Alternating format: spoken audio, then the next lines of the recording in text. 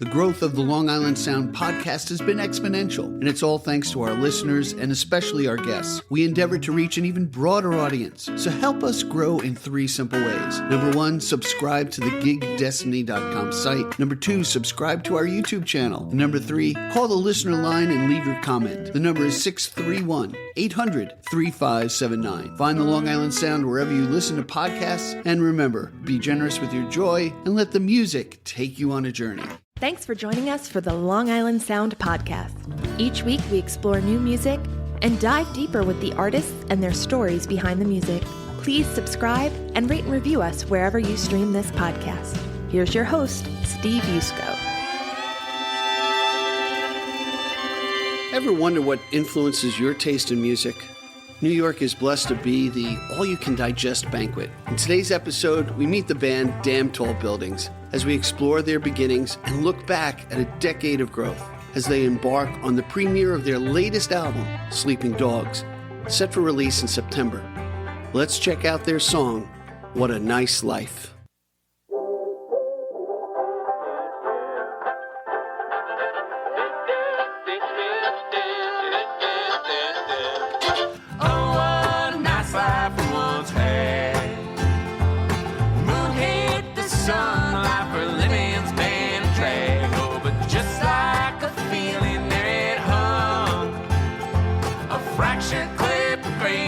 Blowing air back in your lungs. Heard you out there singing, can't be sure.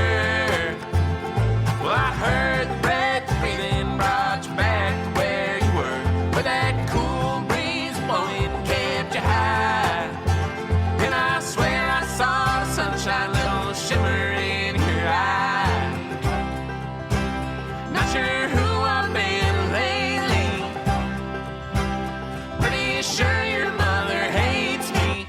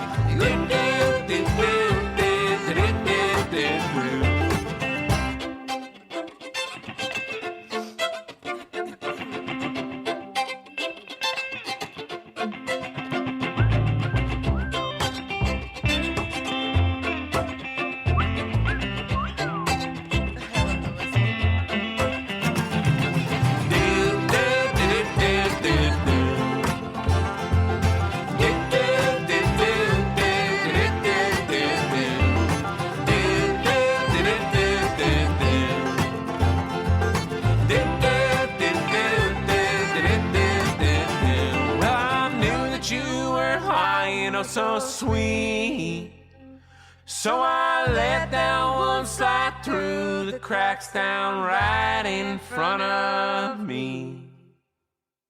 I'm so excited about our guests today. The band calls themselves Damn Tall Buildings. The members are Max Capistran, Sasha Dubyk, and Avery Ballotta. They've found a home in the backwoods of Brooklyn. They hail from New Hampshire, Pennsylvania, and Montana, one of my favorite states. We'll sample some more songs from their soon-to-be-released album, Sleeping Dogs. Witty and engaging, I found their music to be energizing as they sing as witnesses into the world they explore. Two of the trio are here with me today, and I say, welcome, Max and Avery, to the Long Island Sound podcast. Welcome, guys. Hey, good to have you. You. Hey, thanks for having us, Steve. We're psyched to be here. Yeah. Yeah.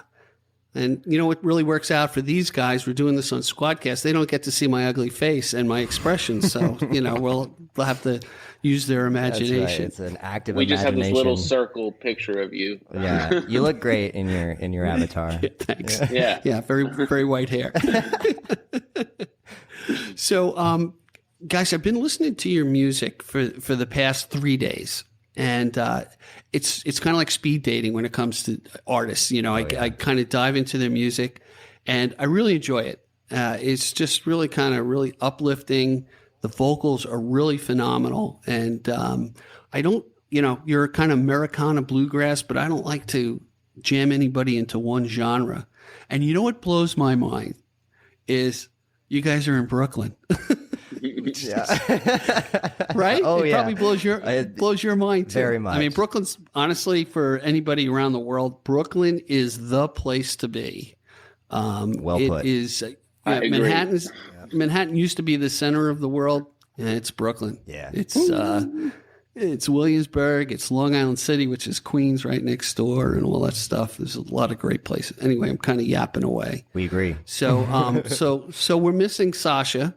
So, we're going to talk about her a lot. That's right. And have main her, topic of conversation. I've got a lot to say. Okay. So there's a lot to read about you guys. You all went to Berklee, right, up in Massachusetts? That's right. Which you're my first Berklee artist. So and I hear a lot of great things about Berklee. And so kind of tell me how you guys got together. We got together playing tunes on the street, busking on Newbury Street. Okay. We all met through various avenues while at school, but we really connected on a lot of old like blues and rock and roll, and then I was bringing in fiddle tunes and stuff like that, and we were kind of all learning together from anything that we were listening to or had played before, and then that just ended up melding really well, and I'd say that was the kickoff. So for those who don't know, Newbury Street, right? Mm-hmm. Is in Boston. It's like a shopping street almost, right? With brownstones and if you can imagine the Cheers bar, the basement bar, there's a lot of that stuff and a lot of bed and breakfast. It's cool. It's a cool part of Boston, and Boston is a great town. It's a town you can walk, in the course of like 3 or 4 days, but it's right. Yeah. Right. No, it's spread out, but it's certainly something you can get around town, pretty well. Yeah. So you weren't on the street, you were in school, but playing on the street, right? Right. Yeah. Yes. Yeah. Okay. I just want to clarify. Careful At that time, So Max, you're the main songwriter from what I've read, and you just kind of bring Avery along with the fiddle. Yeah, that's how it's always been. Yeah, he's small, so it's not too heavy. It's not the terrible. fiddle's small too, so. All right, so you meet in college. Was there a lot of different versions of Damn Tall Buildings, and did you call yourself Damn Tall Buildings right from the get-go? That's a good question. That's a loaded question. There's a lot of answers in there. Okay. Well, pick one. I'll pick one. The first, I guess we first started as me and Avery here, and there was a mandolin player. There is a mandolin player. He's on our next record a little bit. He came and did a tune. Dylan McCarthy. He lives out in Lyons, Colorado now. But he started playing with us when we were playing on the street, and he brought in a lot of bluegrass, old country songs, and we owe a lot of our chops to him bringing in a bunch of stuff and having us just like hop up and play with him on it. So playing on the street is how we kind of started, the three of us, and we had another friend who was in a band for a long time, Jordan Allman.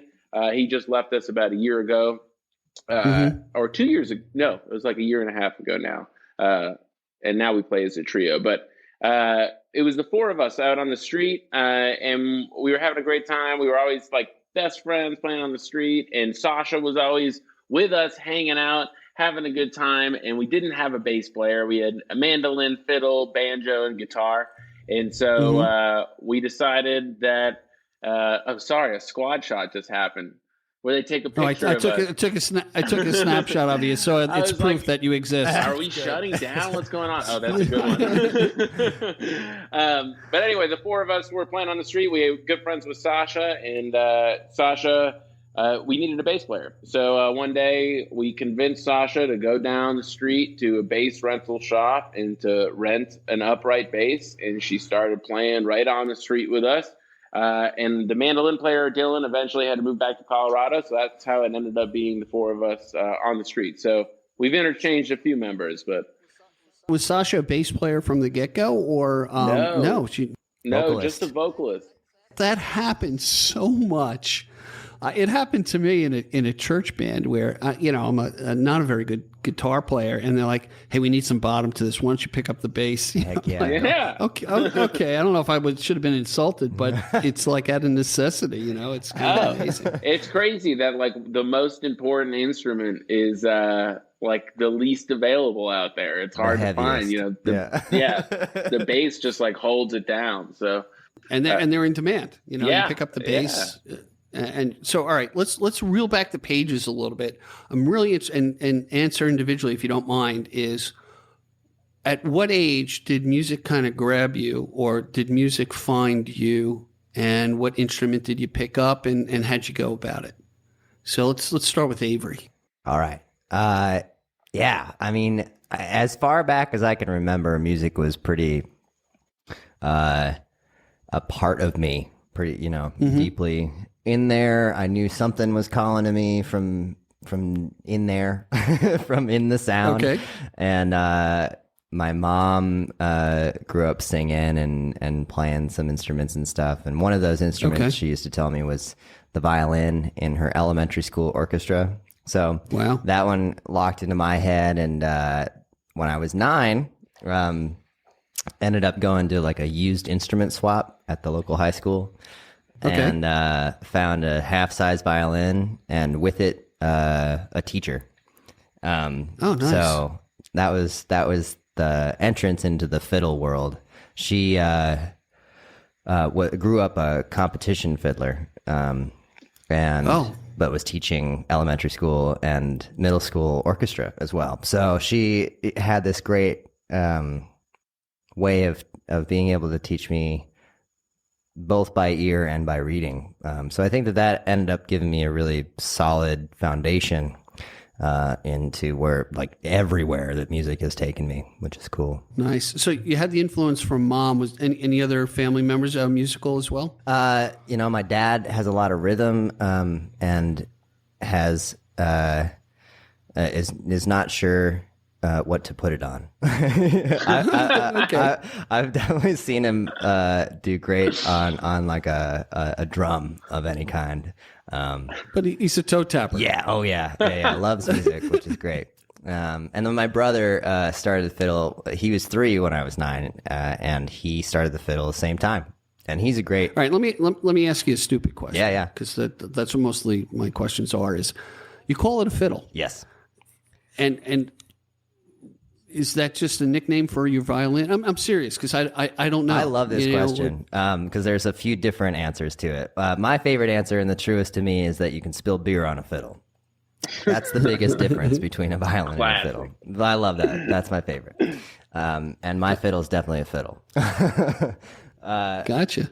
But I really, it's funny because I grew up playing in orchestras and quartets and a lot of the like classical world. And one of the greatest, solo violinists ever, Itzhak Perlman. I was watching a documentary one time, and he's like this incredible violinist, and he's like, yeah, the fiddle. I always really love that. It's the gypsy, the everyday man, right, instrument. But I tell you, I have a tremendous amount of respect for it because it's one of those instruments. Anything with a bow, it's when you're learning it, man, it just can sound horrible. Even slide guitar, it can just be painful. I would think for everybody, and if you can muscle through it, God bless. It's Kind of cool. All right, Max, get back on camera. Let me see you, brother. Patience for those fretless instruments, I tell you. right. I'm a frets guy myself. All right. We can talk. We can go. We can go deep on frets then. I'm a frets guy. My musical history kind of began so Blink 182 put out Enema of the State in 1999. I would say I probably didn't get my ears on it until 2001. But from there, I was obsessed with the song All the Small Things, just like many children my age. And I wanted to be a drummer so bad. And my parents refused to let me play the drums just because, like, it's loud. So and they're smart. Yeah, and they're smart, right? So they made me play guitar. And, like, I think I started, like, 9. And I just, like, was so motivated to learn the guitar for, like, a year because I wanted to play the drums. And then after a year, like, I was pretty good at the guitar. I was natural at it. And I just, like, kind of kept going on the guitar. And I never got to the drums. So my parents' whole dirty scheme totally worked. Yeah. But that was like what brought me into music was just Travis Barker just nailing on the drums and Blink-182. And then me wanting to do that. And I didn't end up going that route. But I'd say my whole musical career has been an absolute accident. I wanted to be a drummer in a punk band. And then I play guitar in like a bluegrass trio. So, you know. Right. I will say, though, while we're on the topic, bluegrass and punk, way more interconnected than we give them credit. Super similar. That's the first for me to hear from. What's interesting, it's kind of funny. You can kind of, as a senior guy, all right, I'm 61, you get kind of locked into the music of your youth, as far as, as influences. And I kind of went through a change in the past few years where I said, you know what? I don't want to be the guy who's reminiscing about stuff and seeing tribute bands all the time. I got to really, honestly, I got to open up my world. One of the things that helped me was WFUV in the Fordham radio station, which gave me Neil Young, but then really opened my ears to a lot of other things. And then once I started this podcast, and this is my hope for the audience, is to show them I keep on saying the wellspring of talent in the New York, Long Island area, but the metropolitan area. It just kind of blows my mind. I had another group called the Locksmiths, a guy named Robert Bach. He's from Queens. And he was telling me about all these different communities, which are bluegrass, Americana, songwriting rounds and stuff like that. And I'm like, oh my God, because you have something in your mind about Brooklyn. You think The Godfather and it's Italian songs and it's, right. We do play Amin Tarantella. Do you? All right, cool. There is a wedding singer future in your future there. So. That's the cool thing. And Americana is kind of a broad genre. It covers a lot of stuff, but the one thing, I'm just giving you my impressions of listening to your music. It's just so engaging. The harmonies just kind of permeate through it. And it's what came to mind to me, and I'll leave this to the audience to discover your music, is I'm picturing I'm in your living room while you guys are playing, and it's that, and that's a comfortable feeling, to be honest with you, especially in this day and age. I'm glad to hear it. Of family music, if that makes sense. It was just, I don't know, that's my first initial impressions. Let me ask you this, and then we're going to take a break in a minute. I'll ask you the question, we'll take a break, and you'll come back and kind of go about it. So you're coming out with this album. Hopefully, I believe this podcast on September 9th is going to be out the same day. I think I can pull it off. Wow. All right? Because we get the most bang for the buck. Very cool. By promoting damn tall buildings. My question is, how did the quarantine affect you guys over the past 2 years? And when we get back from the break, we're going to explore that. Hang with us, everybody. We'll be right back. At the Long Island Sound, we're much more than a podcast. We're building a community. Please go to gigdestiny.com. Check out all our social media links.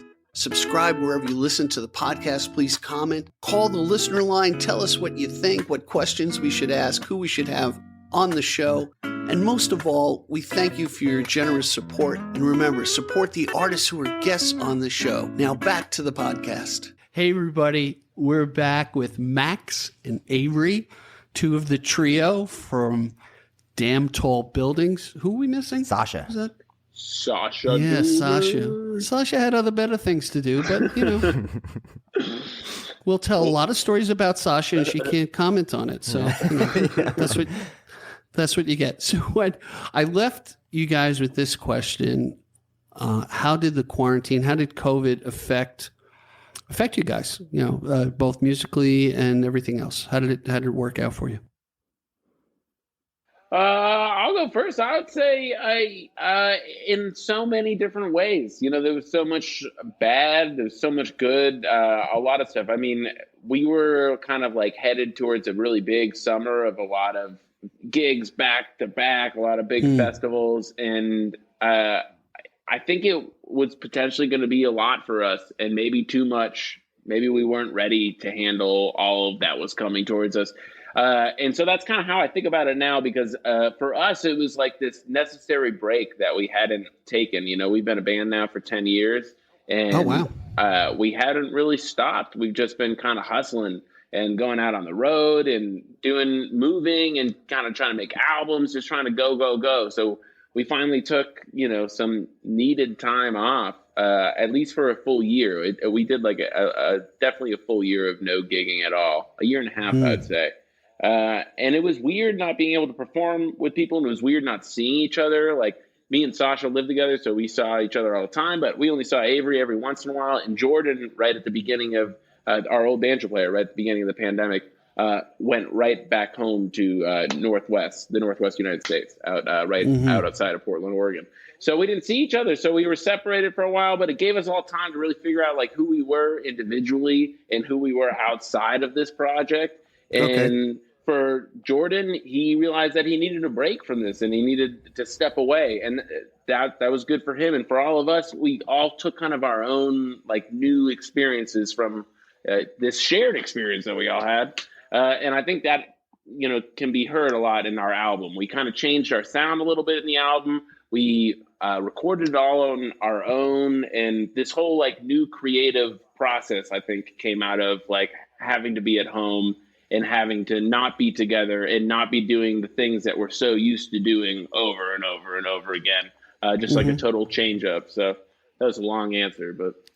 No, that's fine. Now, would you say you were more prolific in creativity during that time, or was just different, or you're pretty much consistent in?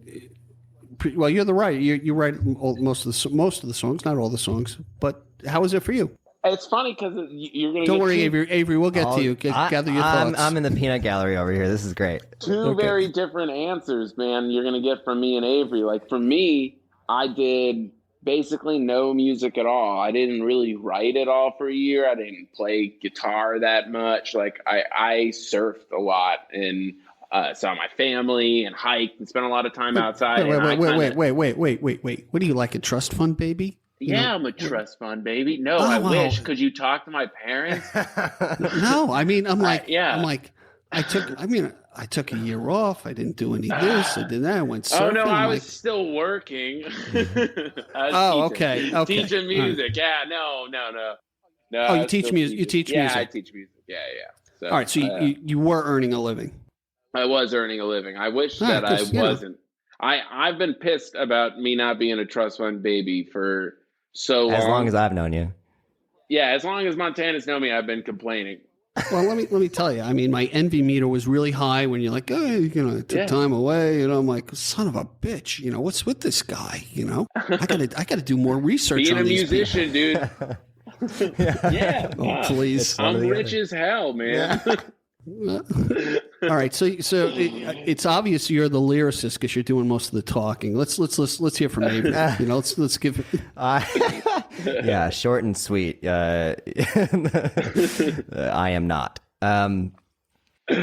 Yeah, the pandemic time was, like Max said, ultimately it became kind of a necessary shift in consciousness for all of us.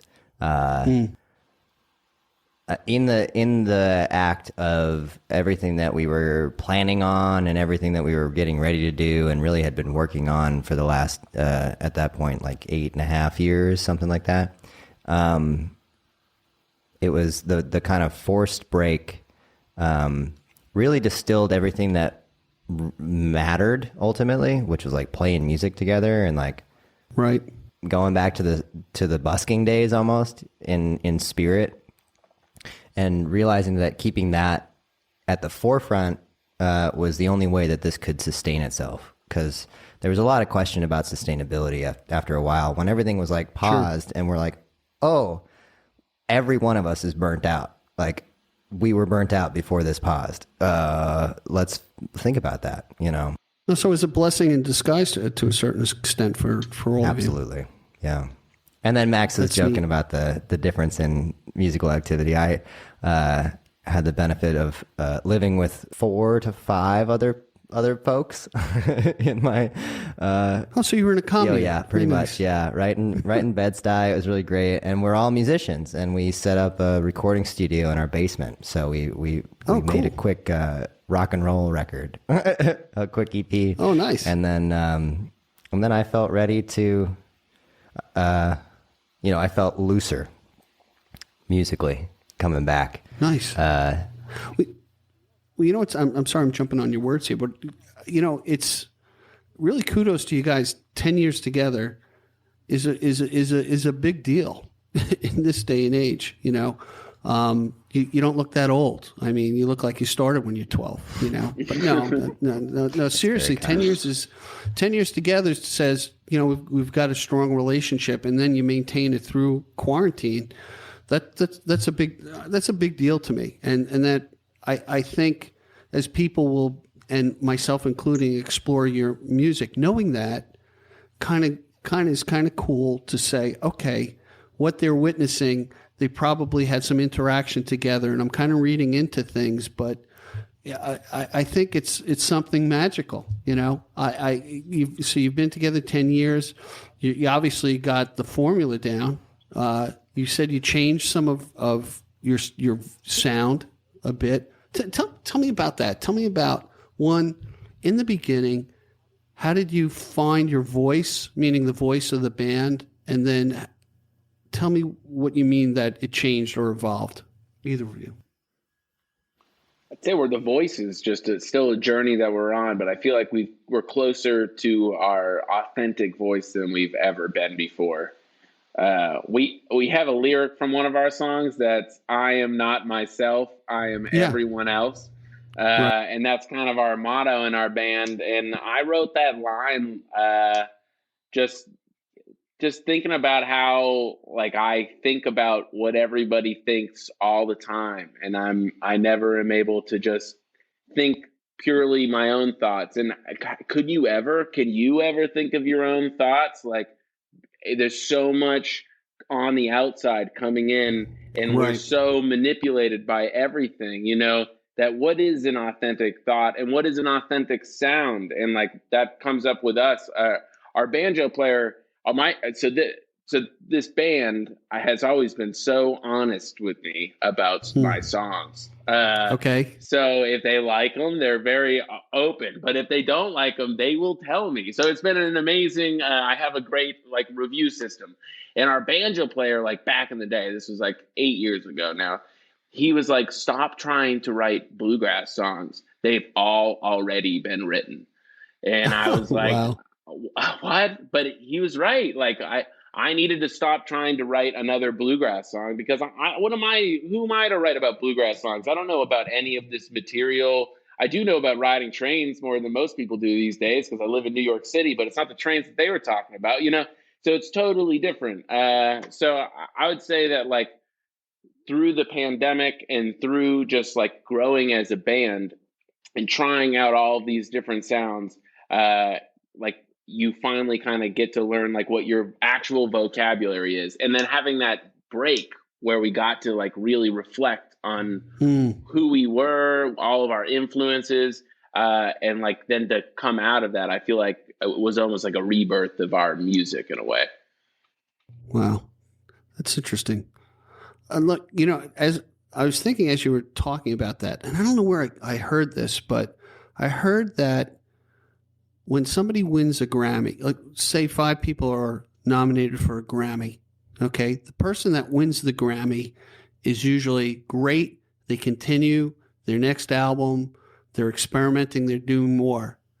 The other 4/5 of them reanalyze themselves and try to stay in what they know instead of being creative and challenging those guardrails. And they tend to fail. They looked at it over, decades of what happened to the nominees within this category. So it's kind of interesting, and I'm probably more of a critic, I can't even watch, America's Got Talent and these other things.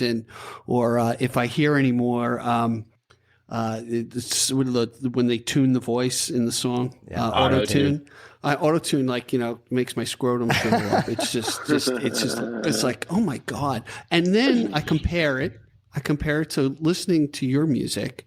Even when you did the tinny start of the one song, it almost sounds like a tinny radio and then grows in. Yeah.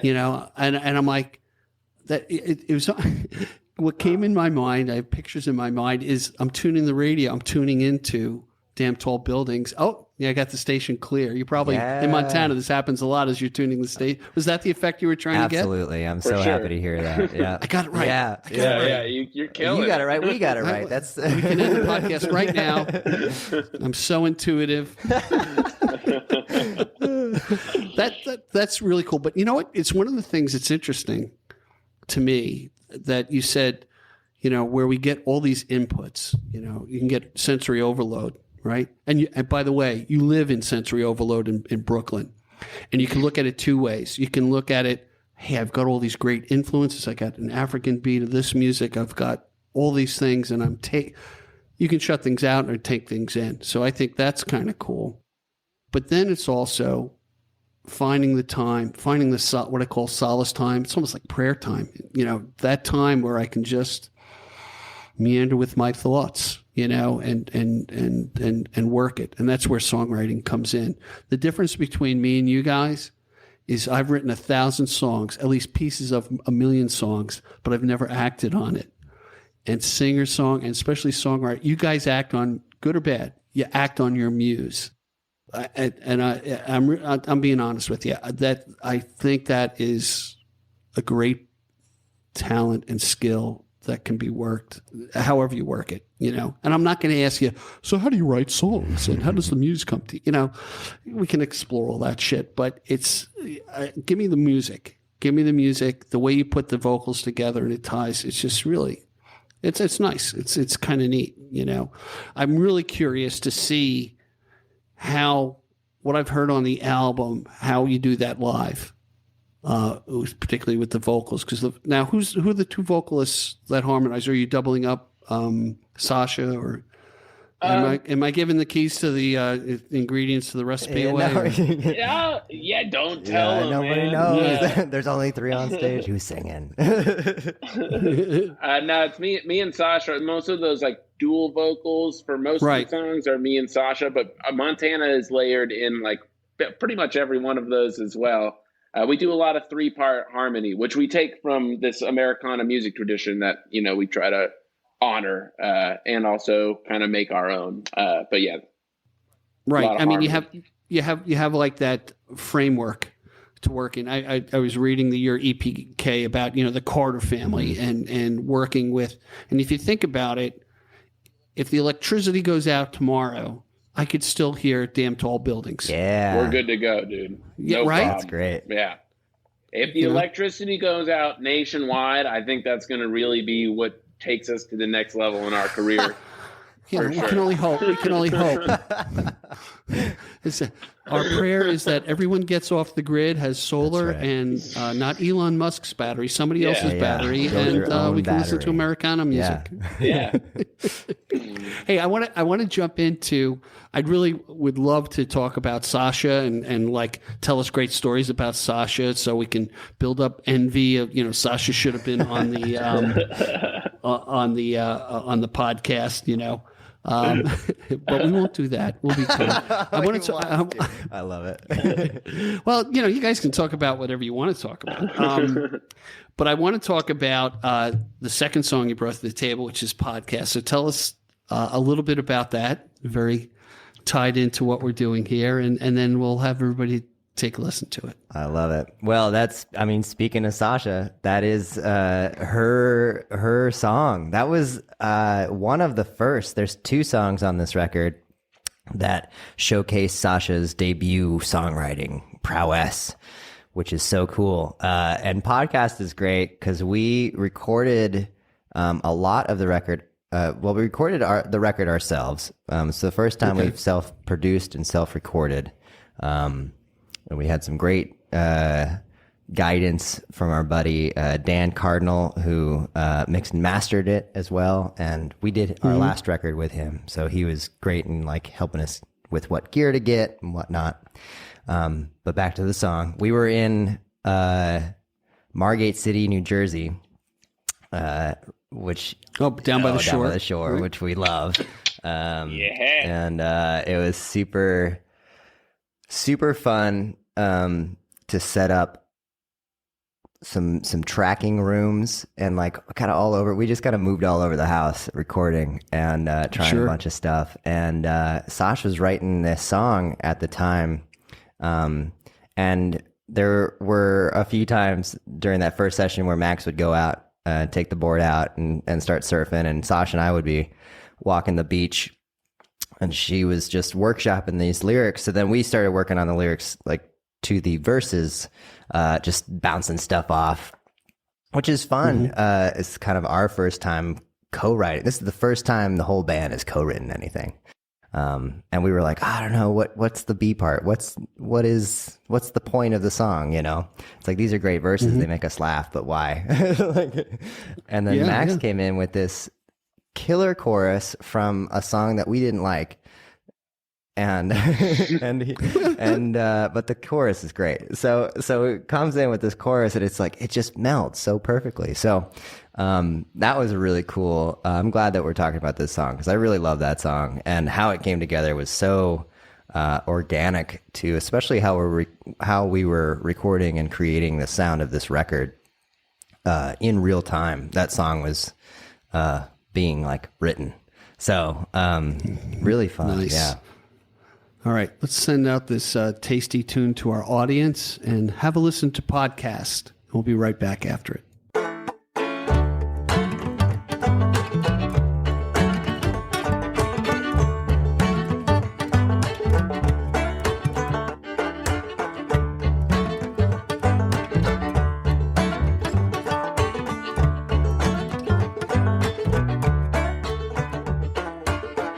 Sleeping on the ground, thinking you're so profound.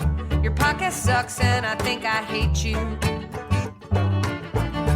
Visions in my head, you may think I'm dead. Sour limes and I'm the bitter. Oh, sky's coming down, you better swing quick. Oh, you gonna be with the good times hit. Oh, bad days gone, got your life to live. I woke up early, I'm tired of it.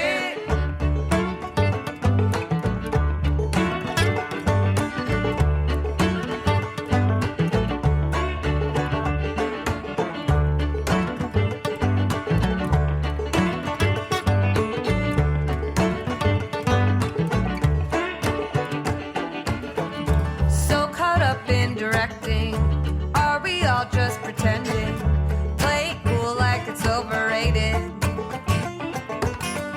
Your bio says you're an artist, filtering all your garbage.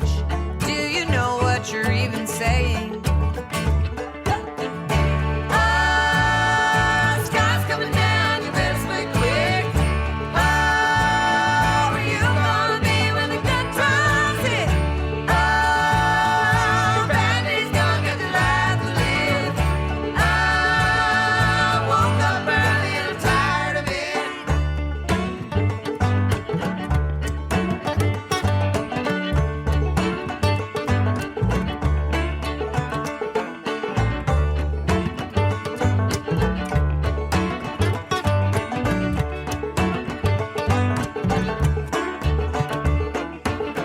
Skeletons in your closet, I can hear 'em a knocking. getting to ya, I hope you let it. When I look in the mirror, couldn't get any clearer. I'm high as hell and I need some water. Oh, sky's coming down, you better split quick. Oh, where you gonna be when the good times hit? Oh, bright days come, got your life to live. I woke up early and tired of it.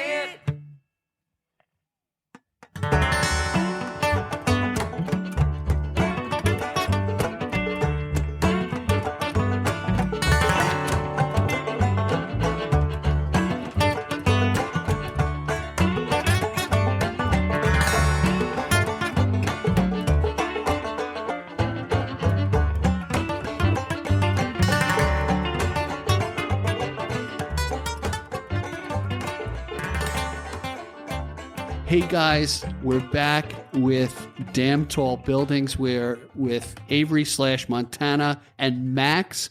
And let me tell you that most embarrassing story about Sasha that you told her in the break. I can't believe it. That was amazing. Pretty good, right? We gotta get her So- on here someday. And Send me the pictures from the story, and I'll put it in the chapter very marks. good. Okay, and Sasha will know which embarrassing moment we're talking about. No, I'm only kidding. I always like to rib part of the group that's never on the podcast, and It's she only will fair. exactly. damn be on the podcast in session 2. Yeah, right. Exactly. Sasha retorts. Hey, let's talk about this album release you got coming up on September 9th. Tell me, so you kind of jumped into laying the tracks down and stuff like that, and did you record it in different places? Give me some background, and got to be excited about it, I'm sure. Stoked, man. First record that we recorded all on our own, like Avery had mentioned. We did it in Margate City and in our apartment in Brooklyn. So actually right where I'm sitting right now, we did some of it. So we're pumped because it's like so much of us. We produced it on our own, wrote it and arranged it. So it's very much like our project and baby. And we're stoked to put it out in the world. And we've got a bunch of fun shows lined up to support it. So yeah, we just can't wait to finally get it out there, So you're going to do shows throughout the fall and spring, or what's the lineup look like? Going state to state, across the country? What's the setup for what you're going to be doing? And by the way, we'll list all the shows, and we'll have the web links to your site as well, where we can find out where you're playing. So. Well, let's see, Avery, dude, do you know where we're going? I'm in charge of the itinerary most of the time. So let's see, Avery, where are we going to support this record? Oh, let's see here. Okay, so we're starting in. Let me try and not. My hands are free of the calendar. I can vouch right. for it. We got Beacon, New York. Boom. I'm gonna try and do it in order, and I can't tell you the days. Although we are starting on September 2nd in Beacon. I know that. And then Madison, Connecticut. And then we're going down to the Nashville area and doing Madison, Tennessee, right?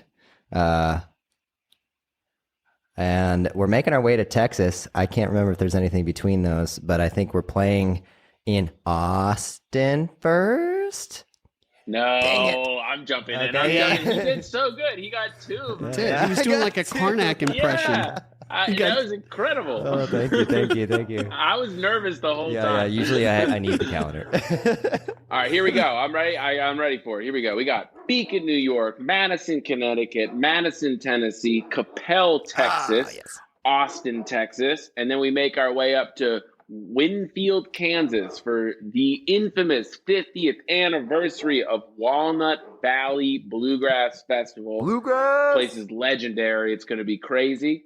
And then we leave there to go to a private event. Avery's getting married. And then after congratulations. And then after that, we're driving to North Carolina. We're going to IBMA, the International Bluegrass Music Association. We've got some showcases there, a street performance show at the festival, and then we'll be touring all around North Carolina until we come home in October. Wow, that's great. Sounds like that's a full schedule, man. Yeah, that's just for September and October in New York. For New York, folks, we'll give it out to you. We're playing at Rockwood Music Hall, Stage 2, on October 20th at 9:30 p.m. And that's an official release show. New York. Yeah.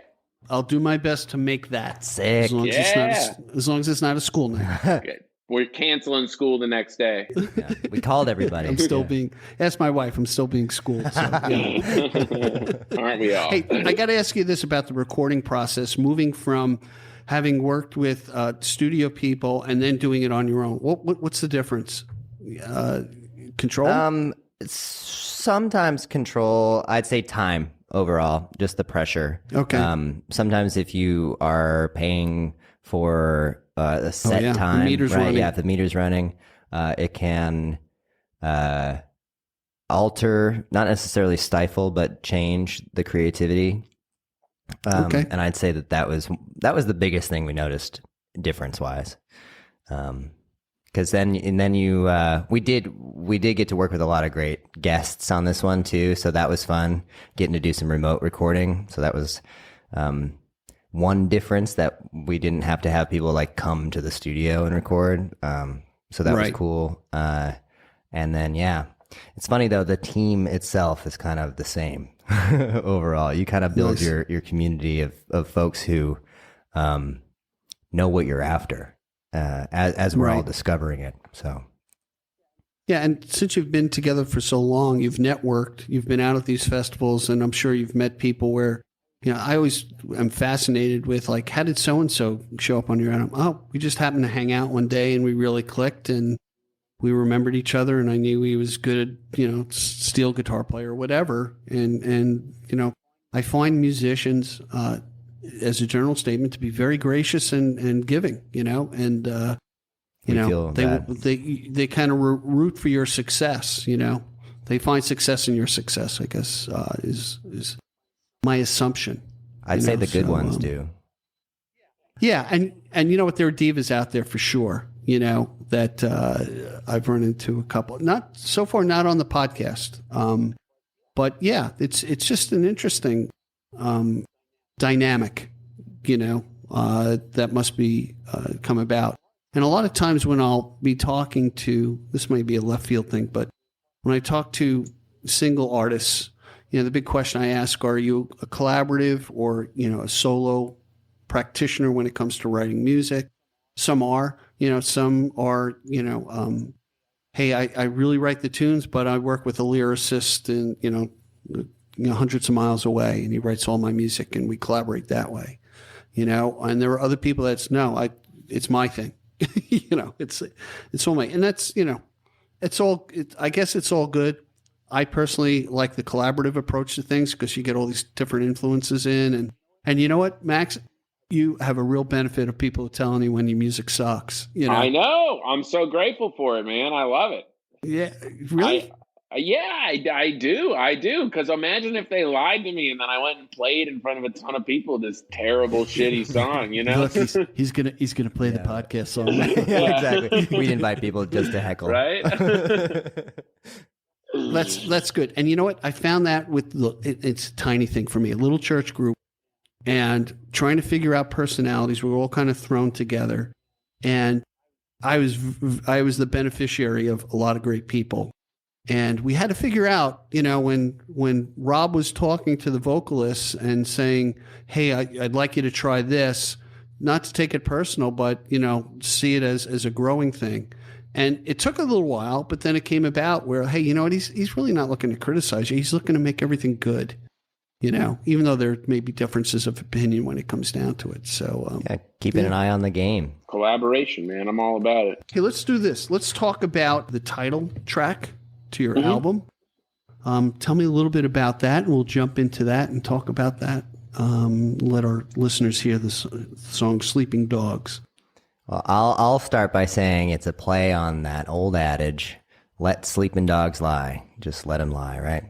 And similar to the self-discovery and selves discovery that we were experiencing in the last few years, not just us, of course, but everyone. It kind of dawned on us collectively that it's kind of the opposite needs to happen in order for us to survive. We need to kind of face things head on. And wake those sleeping dogs for a second. Just have them move over an inch. You know, my foot's asleep. Gotta. Because some sleeping dogs can be dead dogs. And right, you never know. Yeah, if you don't move them. He's just sleeping. Exactly. Yeah. Ooh, there's maybe a follow-up song, and I want credit. I was going to say, go, man, dude. that's That's how pretty it good. works. I think you write that song. I don't know. You know, Montana's getting married. I know it's going to move from a trio to foursome. Yeah, I could see it happening. You know, so if you need, you know, I see in the future that musical groups are going to need a podcast hope to help influence their music. I just see it coming. You know that. And when electricity stops, those two things will happen at the same time. We'll be back to AM radio. I'm waiting for the day, man. I'm waiting for the day. All right. Hey, everybody, check out Sleeping Dogs, and we'll be right back after this.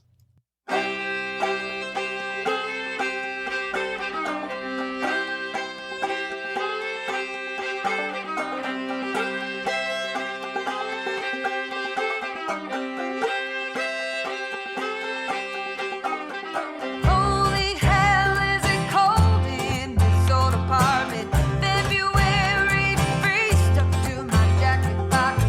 Good God, I can barely get the engine going. Turn on over, rain come through the early morning. Don't you let them sleeping dogs out, don't you? Oh, them good times passing you by, they flew before you even knew.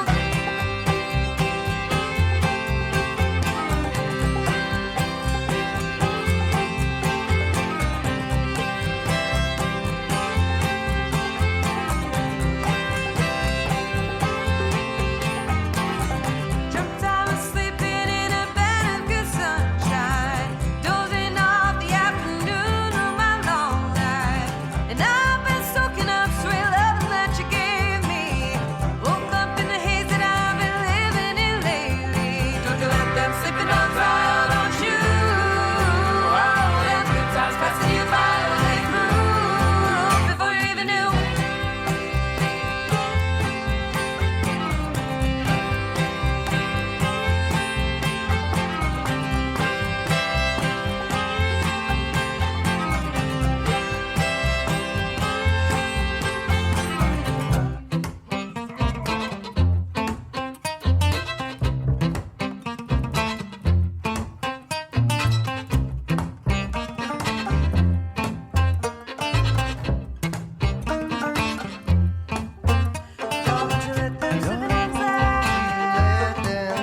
Don't you let them sleeping outside.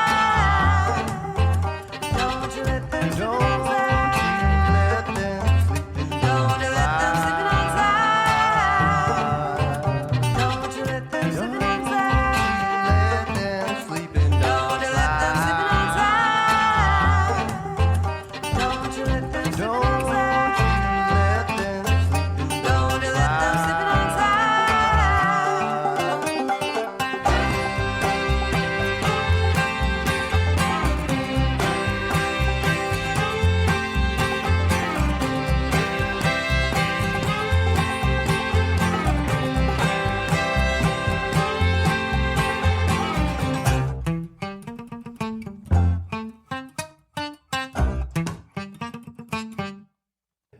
Hey, everybody, we are back. We just heard the title track of Damn Tall Building's new album out September 9th called Sleeping Dogs. And let me tell you guys, it was really a lot of fun chatting with you.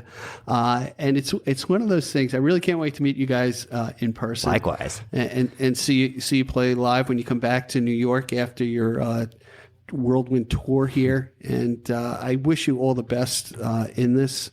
Thank you. And I look forward to meeting Sasha, I guess. I don't know if she'll see me. I don't know. Yeah, she's gonna seek you out after we told that story. Yeah, she will, right? Yeah. Who's threatening me on Twitter? Oh, some Sasha lady.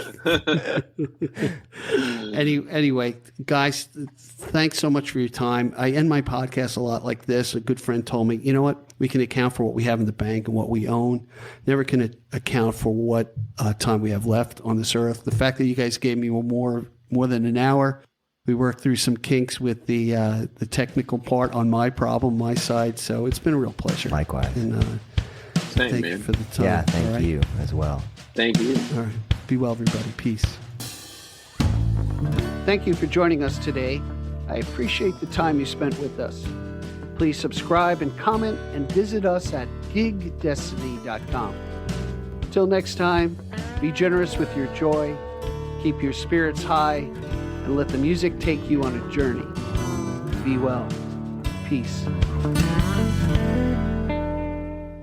I hope you enjoyed the show. Remember to rate and review the show wherever you listen to this podcast. And if you'd like to partner with us, go to gigdestiny.com, hit that donate button, and help us to keep the conversation going. Be well. Peace.